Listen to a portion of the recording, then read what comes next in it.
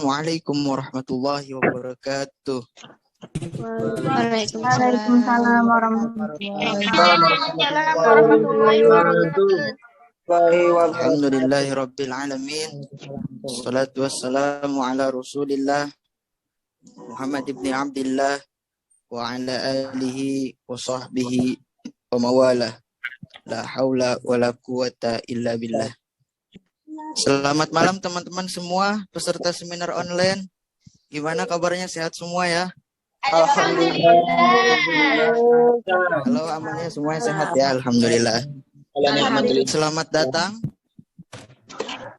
dalam seminar nasional online pada malam hari ini yang diselenggarakan oleh komunitas kami, yaitu komunitas GPB Al-Quran, komunitas Gerakan Peduli Bahasa Arab Al-Quran yang bergerak di bidang pengajaran ilmu Al-Quran dan bergerak di seminar-seminar secara daring atau secara online. Mama dapat sampai itu deh. Yang dimana kita berkolaborasi dengan salah satu kursusan bahasa Arab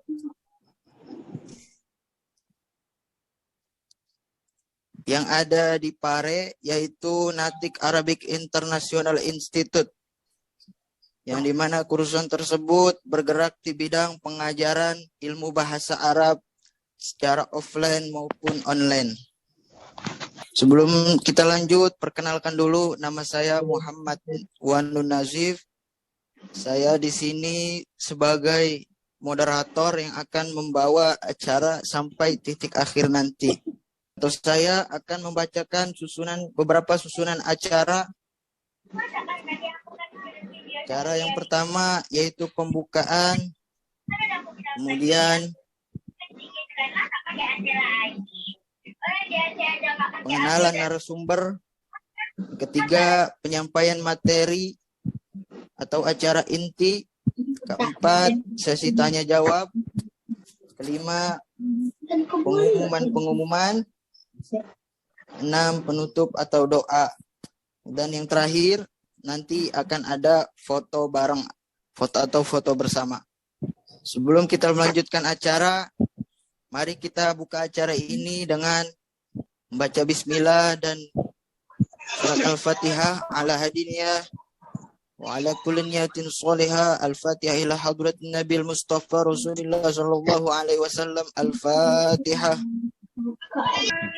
Pada beliau Ustaz Firqoh kami persilahkan. Baik, terima kasih Ustaz Natif.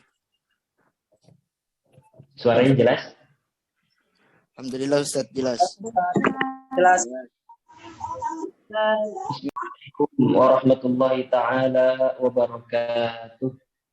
Waalaikumsalam warahmatullahi wabarakatuh. Alhamdulillahi rabbil alamin. Wa usalli wa usallim ala sayyidil mursalin Nabiyyina Muhammadin wa ala alihi wa sahbihi ajma'in wa man tabi'ahum bi ihsanin ila yaumiddin. Qala Allah tabaraka wa ta'ala fi kitabihil karim. A'udzu billahi minasy syaithanir rajim. Bismillahirrahmanirrahim. Ya ayyuhalladzina amanu taqullaha haqqa tuqatih wa la tamutunna illa wa antum muslimun. Amma ba'du. Senantiasa kita panjatkan puji serta syukur kita kepada Allah Jalla Jalaluhu karena atas limpahan keberkahan, limpahan kasih sayang dari Allah Subhanahu wa taala pada malam hari di Indonesia dan sore hari di Mesir, Allah izinkan kita untuk sama-sama berkumpul melalui Zoom meeting ini. Ini merupakan karunia yang besar dari Allah Subhanahu wa taala. Kenapa disebut sebagai karunia yang besar? Karena Allah Subhanahu wa Ta'ala ketika hendak menjadikan hambanya itu masuk ke dalam lingkaran kebaikan, maka apa? Allah akan jadikan hamba itu disibukkan atau dijadikan waktunya habis untuk kegiatan yang terkait dengan ilmu. Man yuridillahu bihi khairan yufaqihuhu fiddin. Siapa yang Allah kehendaki kebaikan kepada dirinya, maka Allah akan membuatnya faqih dalam agama. Makna faqih itu apa? Faqih bermakna seseorang itu mengetahui poin-poin, mengetahui hal-hal di dalam agama secara mendetail. Dan tentunya untuk faqih itu tidak bisa didapatkan melalui mimpi, tapi harus melalui hadir diri kita di dalam majelis ilmu. Salah satunya seminar nasional online ini, yang mudah-mudahan Allah Subhanahu wa Ta'ala menjadikan kita sampai kepada apa yang menjadi tujuan kita. Kemudian sholawat beserta salam semoga senantiasa tercurah limpahkan kepada junjungan kita semua, suri tauladan kita semua, makhluk teragung, manusia terbaik, kekasih Allah, yakni baginda Nabi Muhammad Sallallahu Alaihi Wasallam, yang melalui Rasulullah lah pada hari ini kita dapat menjadi orang yang beriman, menjadi orang yang hanya menyembah Allah Subhanahu wa Ta'ala tanpa menyekutukannya dengan sesuatu apapun. Sebuah kenikmatan yang sangat besar, kenikmatan yang sangat agung, yang harus kita syukuri. Dan salah satu bentuk syukurnya adalah dengan kita senantiasa mengirimkan sholawat beserta salam kita kepada Rasulullah Sallallahu Alaihi Wasallam. Baik teman-teman yang dirahmati oleh Allah Subhanahu wa Ta'ala, pada seminar kali ini kawan saya Ustaz Nafif, beliau meminta agar saya sedikit sharing. Sebetulnya masih banyak orang yang lebih layak, orang yang lebih berilmu, yang lebih pantas untuk menyampaikan dalam forum yang luar biasa ini. Tapi karena beliau meminta saya, ya, sebagaimana yang pernah disebutkan oleh guru-guru kami, bahwasannya ketika kita sudah diizinkan atau diijazahkan oleh guru kita untuk menyampaikan sebuah ilmu, ketika ada orang yang meminta, tidak boleh kita menolaknya. Karena hal itulah kemudian saya bersedia, kalaulah bukan karena amanah dari guru untuk menyampaikan apa yang telah diketahui, ya mungkin saya tolak begitu. Tapi ala kulli hal insyaallah khair, mudah-mudahan kita semua melalui majelis ini bisa mengambil faidah, bisa mengambil pelajaran yang bermanfaat untuk kita semua. Baik teman-teman yang dirahmati oleh Allah Subhanahu wa Ta'ala, barusan moderator Ustaz Nazif berbicara tentang materi yang hendak saya bawakan pada para peserta untuk mematikan suaranya ya. Baik, tadi moderator sedikit ya menyampaikan bahwasannya materi yang akan disampaikan ini terkait dengan sukses ya. Sukses menjadi penghafal Quran. Secara garis besar seperti itu. Maka ketika kita ingin sukses menjadi seorang hafidh, orang yang hafal Al-Quran, maka kita harus mengetahui hal-hal atau rambu-rambu penting dalam seseorang ketika berinteraksi dengan Al-Quran. Di antaranya, rambu-rambu yang terpenting itu yang pertama. Ini yang pertama merupakan sesuatu yang menjadi asas. Ya, ini motivasi kita. Motivasi kita. Apa sih yang mendasari kita ingin berinteraksi lebih dengan Al-Quran? Tujuan kita apa? Maka sebelum teman-teman itu berinteraksi lebih jauh, teman-teman harus bertanya terlebih dahulu kepada diri teman-teman. Saya ini interaksi dengan Al-Quran. Saya ini menghafal Quran. Saya ini membaca Al-Quran. Tujuannya apa?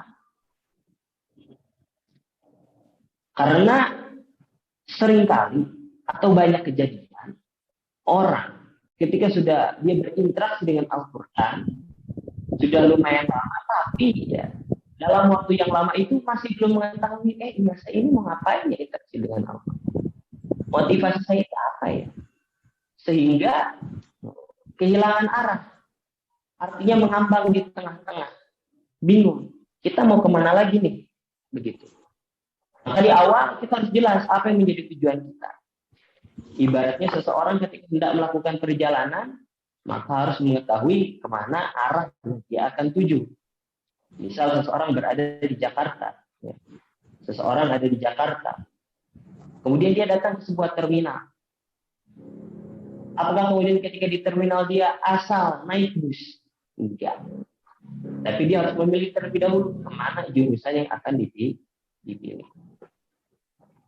Teman-teman yang dirahmati oleh Allah Subhanahu wa Ta'ala, terkait dengan motivasi di awal atau asas tujuan arah kita, maka Allah Subhanahu wa Ta'ala berfirman di dalam Al-Quran, A'udzu billahi minasyaitonir rajim, innal ladzina yatluna kitaballah wa aqamus shalah wa anfaqu mimma razaqnahum sirran wa alaniyah yarjuna tijaratan lan tabur liwafiyahum ujurahum wa yazidahum min fadlih innahu ghafurun syakur.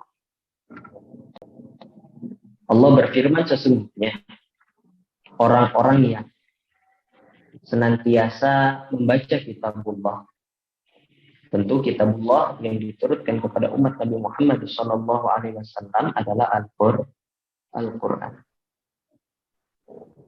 Wa aqamus shalah, dan senantiasa mendirikan salat. Wa anfaqu mimma razaqnahum, dan senantiasa menafkahkan sebagian hartanya di jalan Allah Subhanahu wa Ta'ala. Yang mana ketiga-tiganya ini, membaca Al-Quran, sholat, sedekah, dilakukan secara sirran wa alaniyah. Yarjuna tijaratan lan tabur. Maknanya adalah seseorang itu melakukan ketiga hal itu baik secara sembunyi-sembunyi ataupun terang-terangan. Yang jelas tujuan motivasinya satu. Apa? Tijaratan lan tabur. Perniagaan yang tidak akan merugi. Nanti kita akan ulas maksudnya apa sih perniagaan yang tidak akan merugi. Liwafiyahum ujurahum wa yazidahum min fadli. Maka Allah akan menunaikan, akan membalas kebajikan mereka dengan pahala-pahala. Selain daripada balasan itu, Allah akan tambahkan daripada keutamaan yang Allah miliki. Innahu ghafurun syakur. Sesungguhnya Allah adalah Tuhan yang Maha Pengampun, Maha berterima kasih. Baik, tadi disampaikan di dalam ayat ghafurun, di dalam ayat apa? Tijaratan lan tabur. Perniagaan yang tidak akan merugi. Teman-teman, seringkali Allah itu berbicara amal itu dengan istilah tijarah, perniagaan. merupakan pendekatan pemahaman yang Allah berikan kepada umat manusia. Manusia itu ketika hidup di dunia maka tidak lepas dari sesuatu yang namanya perniagaan, atau istilah kitanya jual beli. Jual beli. Maka kemudian kita sebagai manusia paham yang namanya jual beli itu kadang menguntungkan, kadang merugikan. Maka kemudian Allah mengatakan bahwasanya perniagaan atau jual beli yang dilakukan dengan Allah Subhanahu wa taala lan tabur, lan tidak akan pernah ada istilah merugi, artinya untung terus. Jadi gimana tuh? Artinya kita beramal ini seolah-olah kita ini menyajikan barang dagangan kita kepada Allah Subhanahu wa taala. Dan Allah akan membeli. Yang pada hakikatnya Allah itu sangat tidak butuh terhadap amal kita. Allah itu sudah sangat agung, maha agung. Seandainya seluruh penduduk bumi ini beriman, kemudian mereka semua beramal saleh, maka itu tidak akan menambah kemuliaan Allah sedikit pun. Karena Allah lah pemilik keagungan itu. Dan seandainya seluruh penduduk bumi ini kafir, bermaksiat kepada Allah Subhanahu wa taala, maka hal itu pun tidak akan mengurangi kemuliaan Allah sedikit pun. Karena Allah lah pemilik keagungan. Kita ini tidak ada apa-apa. Tapi Allah Subhanahu wa taala merupakan Tuhan yang sangat baik sekali. Sangat cinta kepada hamba. Sekecil apapun perbuatan hamba yang mana itu merupakan kebaikan, maka Allah akan berikan balasan. Dan di sini Allah katakan Allah akan balas kebaikan-kebaikan itu dengan ajar. Pahala itu ada sawab, ada ajar. Sawab itu merupakan pahala yang Allah berikan. Baik hamba itu melakukan suatu kebajikan atau enggak. Artinya siapapun dia Allah kasih. Ada juga ajar. Ajar itu artinya upah. Artinya hal ini diberikan lantaran ada amal yang dilakukan.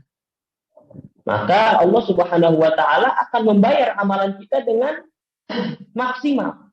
Tidak ada yang bisa membayar amalan kita. Tidak ada yang bisa membayar karya kita dengan maksimal kecuali Allah Subhanahu wa taala. Sehebat-hebatnya manusia, sekaya-kayanya manusia tidak akan mampu untuk maksimal membayar seseorang. Misal ketika seseorang bekerja di perusahaan, apakah gaji dari perusahaan itu sebanding dengan apa yang telah dia lakukan? Tidak. Itu hanya membayar sebagian kecil. Tapi Allah Subhanahu wa taala akan membayar secara maksimal. Kemudian selain daripada itu, Allah pun akan menambah balasan itu. Jadi Allah itu baik banget. Allah tambah. Kemudian di akhir Allah bilang innahu ghafurun syakur. Sesungguhnya Allah itu Tuhan yang Maha Pengampun, Maha berterima kasih. Artinya sesuatu yang sangat remeh itu tetap Allah berikan penghargaan. Kemudian maksudnya Allah Maha Pengampun kenapa? Kita tahu nggak ada amalan dari kita yang itu amalannya sempurna. Pasti ada cacat-cacatnya. Maka kemudian Allah Subhanahu wa taala mengampuni. Allah gantikan keburukan kita dengan kebajikan. Nah, maka inilah yang menjadi landasan motivasi kita ketika kita berinteraksi dengan Al-Qur'an. Memang kita hendak melakukan perniagaan dengan Allah Subhanahu wa taala dan kita sadar barang yang kita sajikan itu enggak maksimal. Amal yang kita berikan kepada Allah itu banyak cacatnya. Tapi walaupun demikian kita berharap, kita punya harapan yang tinggi kepada Allah Subhanahu wa taala. Mudah-mudahan Allah Subhanahu wa taala memberikan ampunan terhadap kecacatan amalan kita. Juga Allah Subhanahu wa taala melipat gandakan balasan kebaikan. Selanjutnya, ketika kita sudah mengetahui apa yang harus menjadi motivasi kita, kita harus mengetahui tentang kedudukan hafalan itu sendiri. Kenapa harus mengetahui? Karena kita akan serius, kita akan bersungguh-sungguh dalam berinteraksi dengan sesuatu kalau kita tahu tingginya kedudukan hal tersebut. Tapi sebelum bicara tentang keutamaan, maka kita harus tahu apa yang menjadi kewajiban. Kita semuanya sebagai seorang muslim punya kewajiban yang sama. Apa? Kewajiban kita membaca Al-Quran. Kemudian kalau kita sudah melaksanakan kewajiban, baru naik ke tahap berikutnya, yakni apa? Menghafalkan Al-Quran. Orang yang menghafalkan Al-Quran itu punya nilai lebih di sisi Allah Subhanahu wa Ta'ala. Khairukum man ta'allama al-Qur'ana wa 'allamahu. Sebaik-baik dari kalian adalah orang yang belajar Al-Quran dan mengajarkannya. Tapi mengajar dan belajar Al-Quran ini bukan sekedar menghafal ya kawan-kawan. Artinya semua yang terkait dengan Al-Quran.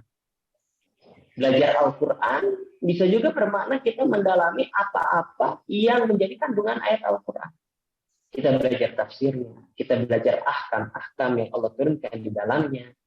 Itu termasuk daripada seseorang ya belajar Al-Quran. Begitu. Kemudian kita harus tahu bahwasanya Allah Subhanahu wa Ta'ala kelak ketika di akhirat akan memerintahkan orang itu untuk apa? Iqra, bacalah. Kemudian naiklah. Orang tersebut akan diperintahkan demikian sampai ayat terakhir dia baca di muka bumi. Jadi terakhir dia baca di mana? Istilah ayat terakhir yang akan dia baca di surga. Dan ya, surga itu ya antara satu derajat dengan derajat yang lain kedudukannya bagai langit dan bumi. Sebagaimana kita melihat bintang-bintang di atas. Ketika kita melihat bintang-bintang jauh gak jauh. Maka sungguh berbahagialah orang-orang yang kemudian Allah masukkan ke dalam surga, kemudian dia diberikan kedudukan terbaik. Ini merupakan kondisi paling enak. Tapi ada kondisi buruknya. Kondisi buruknya apa? Menghafal Quran itu bisa kena ancaman. Ya. Ketika dia diberikan Al-Quran tapi disia-siakan, itu bisa terkena ancaman. Tentu ancaman ini bukan berarti membuat kita patah semangat, putus asa.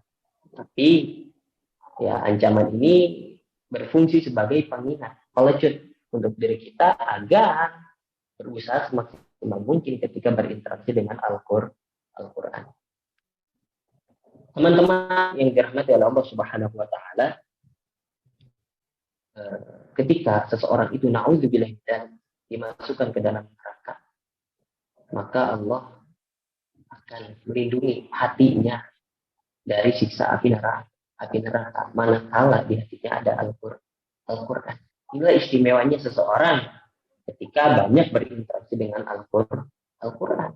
Dan kelak di hari kiamat Al-Quran akan datang sebagai apa? Syafi'an li ashabi, sebagai pemberi syafaat kepada orang-orang yang senantiasa berinteraksi dengan Al-Quran.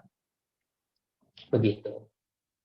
Ketika kita sudah mengetahui makanan, mengetahui kedudukan daripada Al-Quran, daripada kedudukan orang-orang yang berinteraksi dengan Al-Quran, maka selanjutnya kita dalam perjumpaan yang singkat ini akan masuk ya kepada poin berikutnya. Tadi kita sudah sampaikan 2 poin. Yang pertama, landasan motivasi kita. Yang kedua, kedudukan Al-Quran. Dan kita tahu kedudukan hafalan Al-Quran Allah tinggi. Dan satu lagi, dalam poin yang kedua ini, hafalan Al-Quran itu merupakan, ya, dalam susunan keilmuan, itu merupakan tangga pertama. Artinya ketika teman-teman baru hafal 30 juz, itu baru menyelesaikan satu tangga. Jadi kalau kita punya motivasi besar ingin menjadi orang yang menjaga ilmu yang Allah berikan, menjaga syariat Allah, maka kita akan bersemangat menghafal Quran. Kenapa? Karena ini merupakan tangga pertama yang nggak mungkin ya tangga ini dilewatkan. Oke, berikutnya kita masuk kepada bagaimana sih ngafal Quran itu.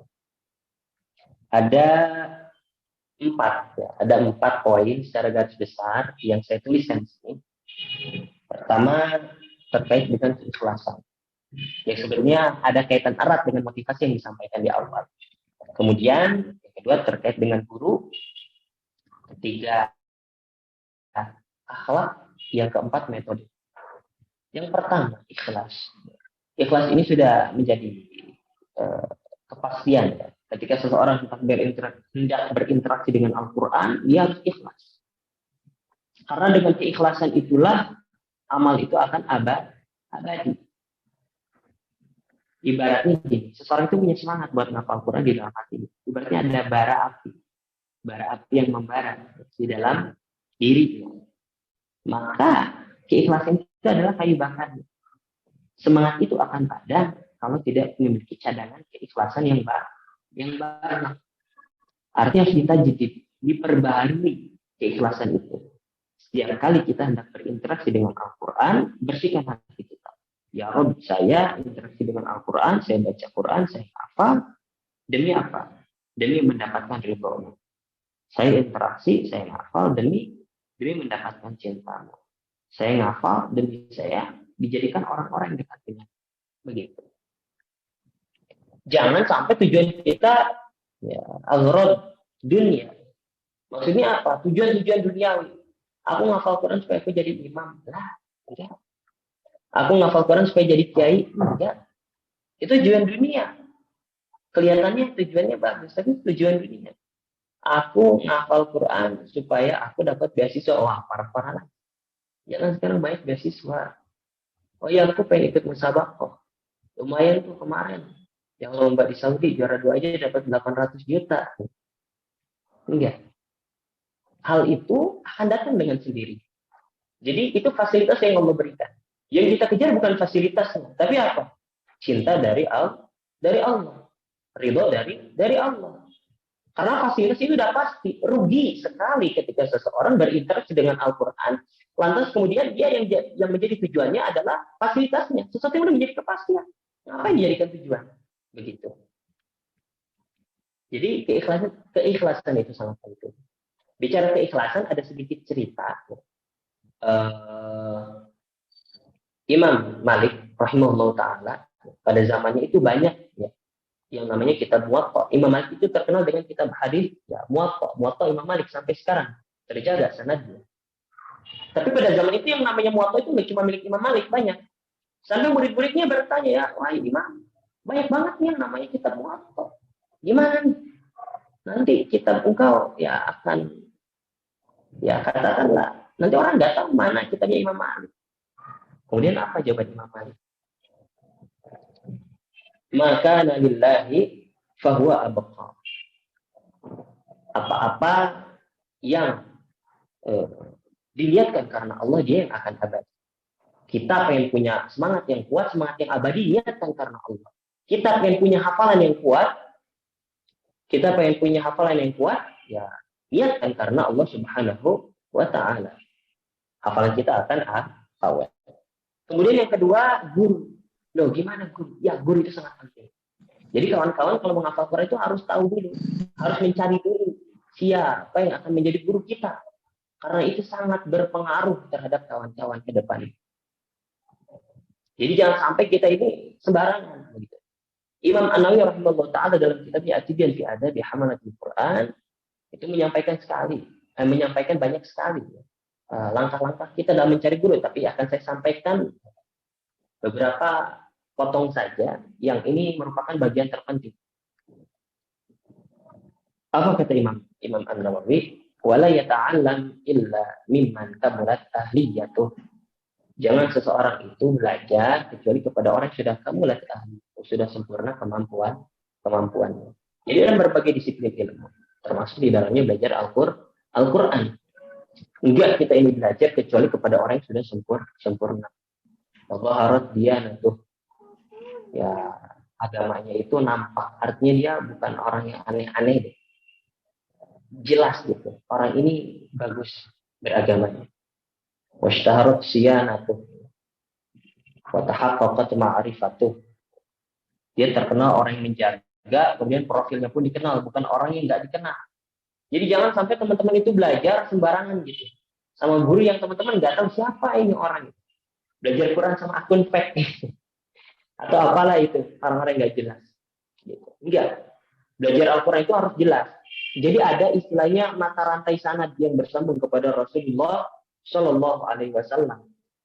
Alhamdulillah, saya ketika di Indonesia, Allah izinkan saya mengambil sanad ya sejak masih di Indonesia, yang selesai dua riwayat, ya, riwayat Hafiz dan riwayat Warsh. Dan sekarang masih lanjut ketika saya datang ke Mesir, saya lanjut setoran kepada salah satu ulama besar di Azhar, Quran, Syekh Ahmad Mansur. Kalau guru saya yang dulu waktu di Indonesia, sama beliau alumni Al-Azhar juga, Dr. Samih Salim Abdul Hamid. Mereka merupakan muqri, ahli qiraat asy'ar, dan mudah-mudahan saya bisa menyelesaikan sampai tuntas ilmu qiraat. Amin. Mohon doanya dari kawan-kawan. Mencari guru. Jadi harus tahu dulu orang ini bersanad atau enggak. Untuk mencapai sanad itu prosesnya enggak mudah kawan-kawan. Seseorang itu diijazahkan sanad itu enggak mudah. Artinya perlu perjuangan. Waktu di Indonesia saya belajar Al-Quran saya sejak kecil dengan adik saya. Adik saya Ustazah Sausan Sana, beliau pun sama sudah bersanad.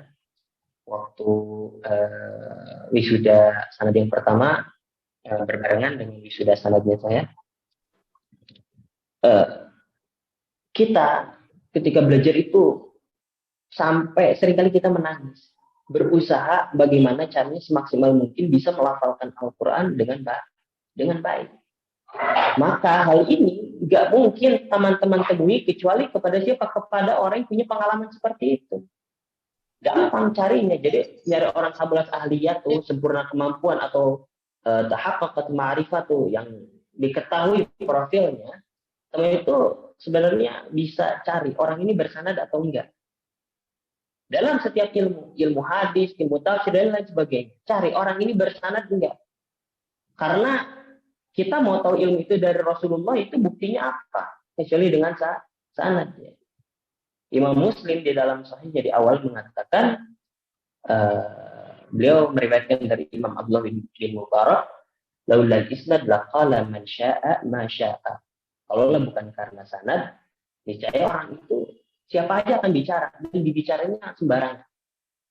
Yang bicaranya udah bukan orang berilmu lagi, artinya siapa aja ngomong bebas, dan yang diomong ini sembarangan lagi. Maka dengan sanad itulah ya, agama ini terjaga dari orang-orang yang kemudian ya, pertama ada yang sengaja membelokkan dan ada orang-orang yang tidak sengaja. Jadi penting mencari guru begitu. Kemudian berikutnya adalah akhlak.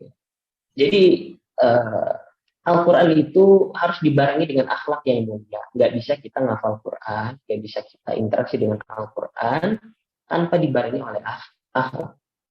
Karena Al-Quran itu hujjatun laka wa 'alaika. Ya. Al-Quran itu akan menjadi hujah bagimu. Artinya di hadapan Allah dia akan menjadi pembela kita, atau Al-Quran yang akan menghujat kita di hadapan Allah Subhanahu wa Ta'ala. Ketika kita mengamalkan isi kandungan Al-Quran, apa yang kita ketahui dari Al-Quran, kita berusaha semaksimal mungkin kita terapkan, maka itu akan menjadi penolong kita di hadapan Allah. Kita tahu kita ini nggak ada yang sempurna. Dosa kita sangat banyak, dan kita pasti di akhirat itu butuh yang namanya pertolongan sebanyak-banyaknya. Salah satunya adalah dengan Al-Quran. Jangan sampai justru ketika kita berinteraksi dengan Al-Quran malah menjerumuskan kita ke dalam neraka. Begitu kawan-kawan. Kemudian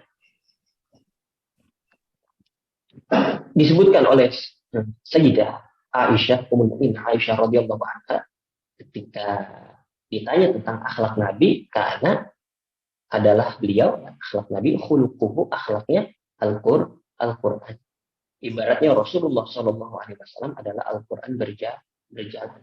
Jadi kalau teman-teman pengen tahu bagaimana mengimplementasikan Al-Quran dalam kehidupan sehari-hari, teman-teman harus banyak belajar kitab adab, kitab akhlak dari ulama-ulama yang tersambung kepada Rasulullah Shallallahu Alaihi Wasallam.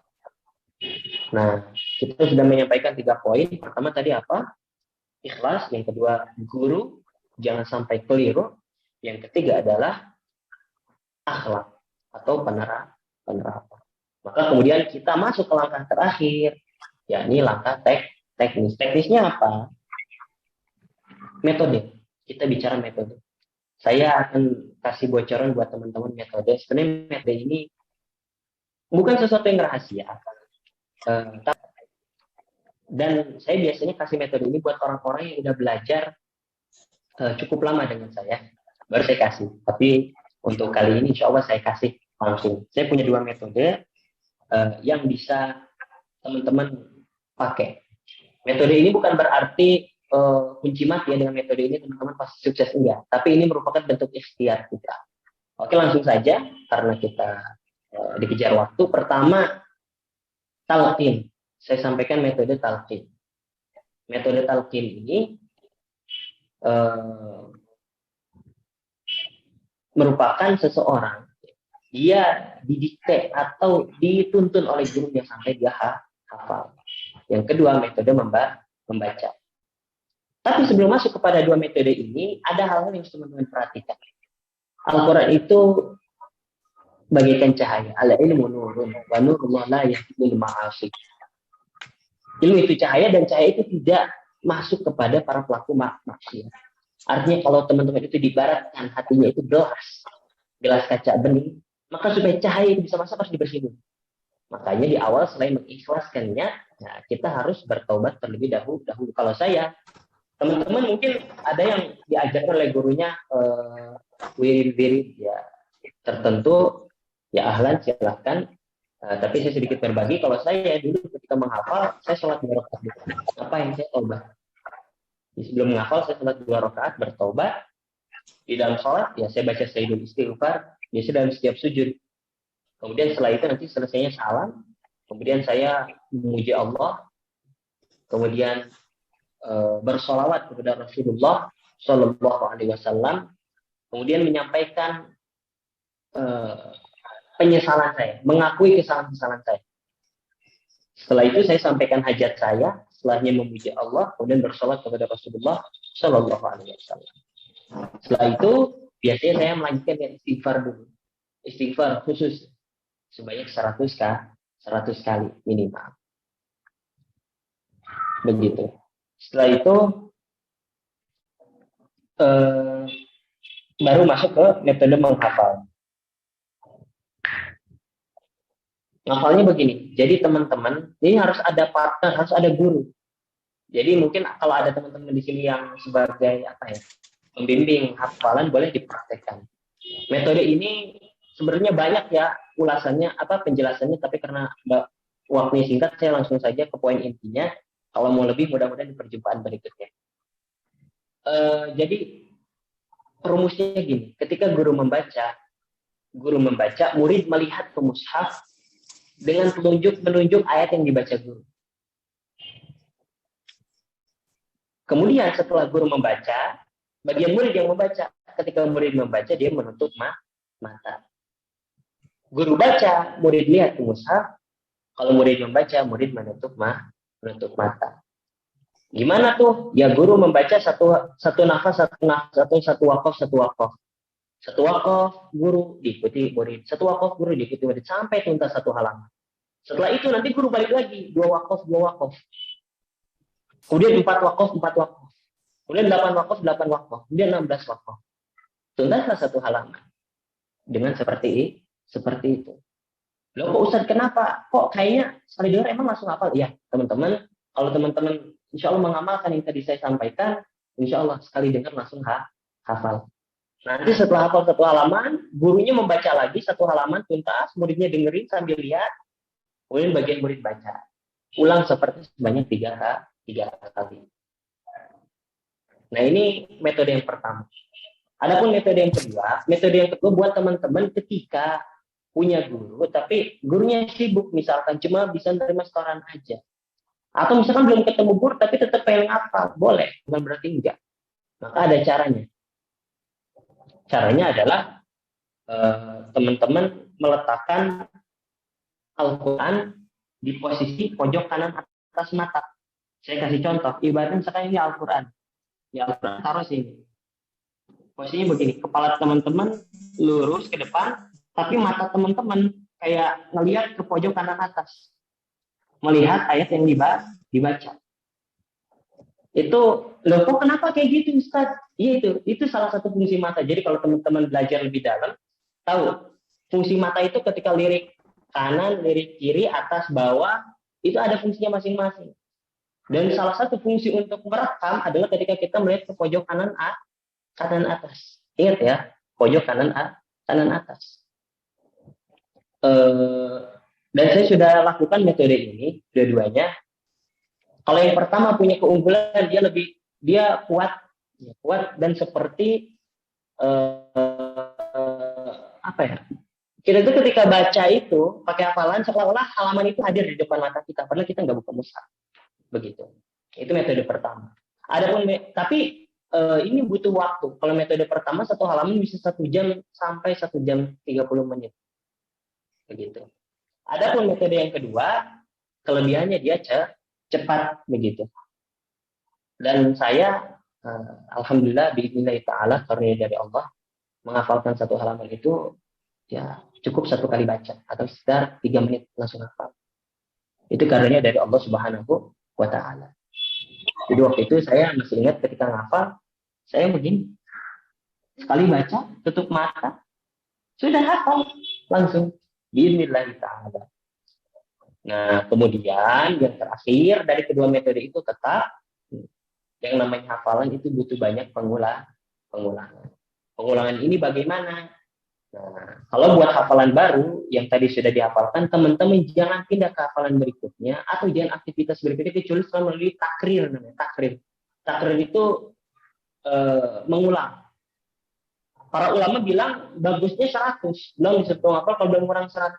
Tapi kayaknya kalau sibuk-sibuk teman-teman ya menyesuaikan nggak apa-apa. Tapi minimal 11 kali lah ya.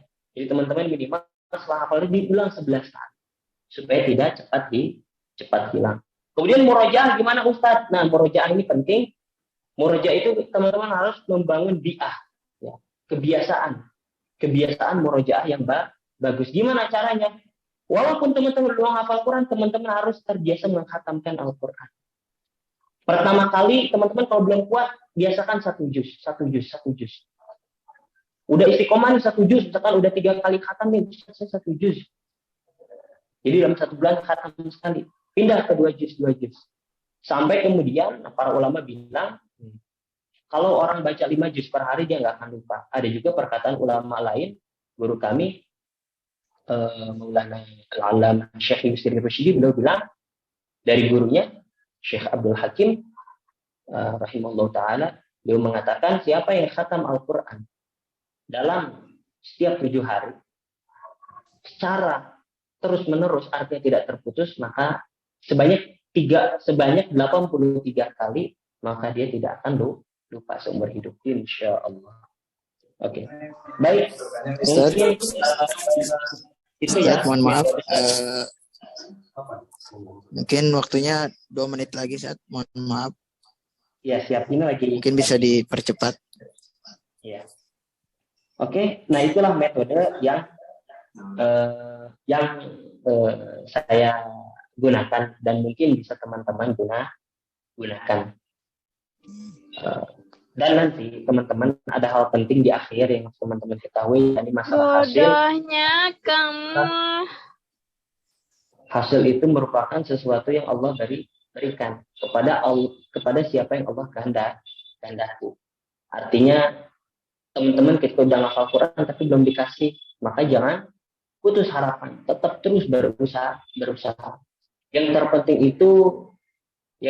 itu bukan kita hafal 30 juz atau enggak. Tapi yang terpenting adalah hidup kita ini senantiasa berinteraksi dengan Al-Quran.